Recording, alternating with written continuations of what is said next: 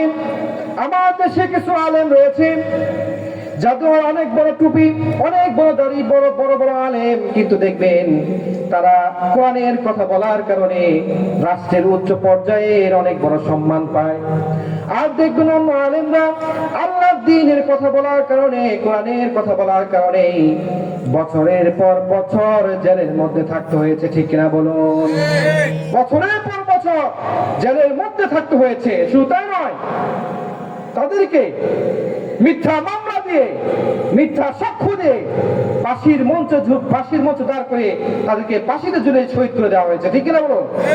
তাহলে তারাও আলেম, তারাও আল্লাহর দ্বীন প্রতিষ্ঠার জন্য কাজ করে, আর এরাও আল্লাহর দ্বীন প্রতিষ্ঠার জন্য কাজ করে। কাজ করতে গিয়ে তাদেরকে শহীদ হতে হয়।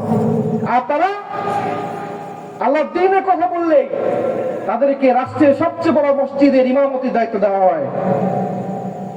আল্লাহর দ্বীনের কথা বললেই তাদেরকে মোটা অঙ্কের টাকা দেওয়া হয়। এক পর্যায়ে তারা তাদের ইমানকে বেচে জালেম শাসকদেরকে, তাগুতদেরকে তারা জান্নাতি বলে আখ্যায়িত করে। ঠিক কিনা বলুন?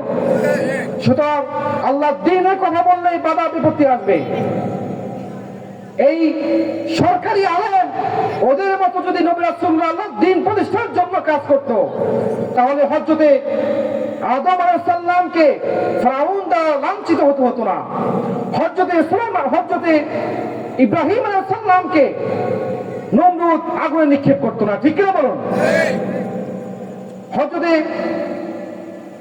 মুসা আলাইহিস সালাম যদি ফিরআউনের কাছে গিয়ে বলতেন, দাদা তুমি তোমার মতো করে রাষ্ট্র পরিচালনা করো, তোমার আইনে, তোমার সংবিধানে, তোমার খেয়াল খুশি মতো তুমি তোমার রাষ্ট্র চালাও। আল্লাহ রাব্বুল আলামিন আমাকে যে দ্বীন দিয়েছেন, যে ইসলাম দিয়েছেন, এটি আমি আমার মসজিদের মধ্যে রাখবো। শুধু তুমি তোমার মসজিদের সবচেয়ে বড় ইমামতি আমার জন্য রেখে দিও। হযরত মুসা আলাইহিস সালাম যদি তাগুতের কাছে এভাবে বিক্রি হয়ে যেতেন, তাহলে মুসা আলাইহিস সালামকে ফিরআউন দ্বারা লাঞ্ছিত হতে হতো না। ফিরআউন হযরত মুসা আলাইহিস সালামকে তার রাষ্ট্রের সবচেয়ে বড় চেয়ার দিয়ে দিতেন, তার রাষ্ট্রের সবচেয়ে বড় সুন্দর মেয়ে দিতেন, তার হযরত মুসা আলাইহিস সালামকে মোটা অঙ্কের টাকা দিতেন। ঠিক কিনা বলুন?